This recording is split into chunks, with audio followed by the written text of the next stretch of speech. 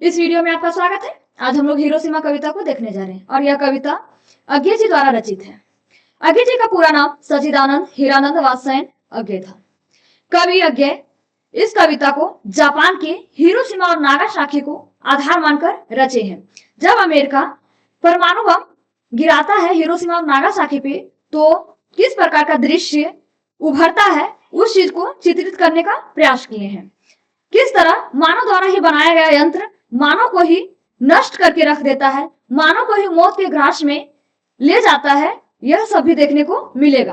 अगर हम लोग इतिहास की घटनाओं से परिचित होते हैं तो 6 अगस्त को हिरोशिमा पे बम गिराया गया था और 9 अगस्त को नागासाकी पे 1945 में।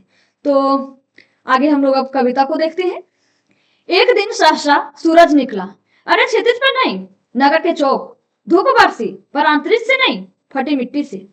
छाया मानो जन की दिशाहीन, सब और पड़ी वह सूरज, नहीं उगा था पूरब में वह, बरसा सहसा बीचों बीच नगर के, काल सूर्य के रथ के, काल सूर्य के रथ के पहियों के ज्यों अरे टूट कर बिखर गए हो दसों दिशाओं में। कुछ क्षण का वह उदय अस्त, केवल एक प्रज्वलित क्षण की दृश्य शोक लेने वाली दोपहरी, फिर छाया मानो जन की नहीं मिटी, लंबी होकर मानो ही सब भाप हो गए। छाया तो अभी लिखी है झुलसे हुए पत्थरों पर, उजड़ी सड़कों की गज पर। मानव का रचा हुआ सूरज मानव को भाप बनाकर सोख गया। पत्थर पर लिखी हुई या जली हुई छाया मानव की साखी है। तो हम लोग अब एक एक करके देखते हैं। एक दिन सहसा सूरज निकला, एक दिन अचानक सहसा सूरज निकला, बहुत ही शक्तिशाली, अरे क्षितिज पर नहीं, यानी अरे क्षितिज पर नहीं, नगर के चौक पर। अगर हम देखें तो सूर्य जिस भांति उदय होता है उस भांति उसका दृश्य नहीं था, वह एक अद्भुत था।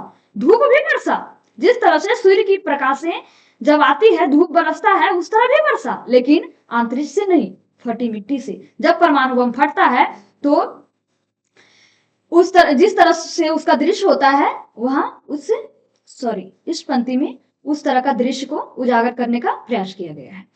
छाया मानो जन की दिशाहीन, सब और पड़ी वह सूरज, चारों ओर पड़ा, सब और पड़ा, कहीं भी बाकी नहीं रहा।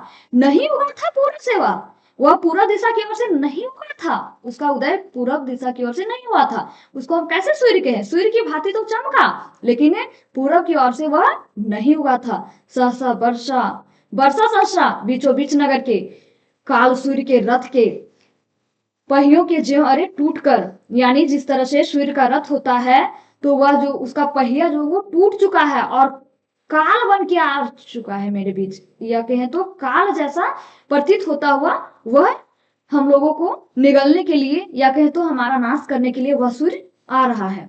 बिखर गए हो दसों दिशाओं में, 10 दिशा सोच के यहाँ कंफ्यूजन में नहीं पड़ना है। हम लोग जब कभी ज्योग्राफी लैंग्वेज में देखते हैं तो मेन डायरेक्शन 4 है और सब डायरेक्शन 8 हो जाता है, तो उसी तरह अगर इसमें देखा जाए कभी 10 दिशाओं को आकाश और पाताल दोनों को जोड़ के और 10 दिशा को गिने हैं। आगे देखते हैं। कुछ टाइम के लिए, कुछ क्षण के लिए वह उदय भी हुआ और अस्त हो गया। उदय होना मतलब उगना और अस्त होना मतलब डूब जाना। क्षण भर के लिए उदय भी हुआ और तुरंत अस्त भी हो गया, डूब ही गया। केवल एक प्रज्वलित क्षण की अचानक चमका हुआ क्षण था वो, अचानक तीव्र गति से चमका और दृश्य भी हमारा सोख लिया। फिर क्या हुआ देखते हैं। यह सब दृश्य बताने के बाद कवि कहते हैं कि फिर आखिर हुआ क्या, तो क्या हुआ देखते हैं।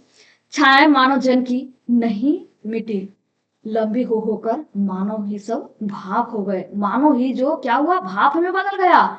छाया तो अभी लिखी है झुलसे हुए पत्थर पर, अभी भी उसका पहचान हमें मिल जाएगा पत्थरों पे, अभी भी वह विनाशकारी साक्ष्य हमें प्राप्त हो जाएगा पत्थरों पे, उजड़ी हुई सड़कों पे, गज पे। और मानव का रचा हुआ सूरज, मानव द्वारा निर्मित सूरज मानव को ही भाप बनाकर सोख गया। पत्थर पर लिखी हुई यह जली हुई छाया मानव की साखी है। मानव का वह कह सकते हैं प्रामाणिक घटना है या प्रामाणिक साक्ष्य प्रतीत करता है हमारे बीच, और मानव का सूर्य मानव को किस तरह से विनाशकारी के ग्रास में ले गया, यह कविता में हमें देखने को मिलती है। तो इस तरह यह कविता समाप्त होती है। मिलते हैं नेक्स्ट वीडियो में, तब तक के लिए धन्यवाद।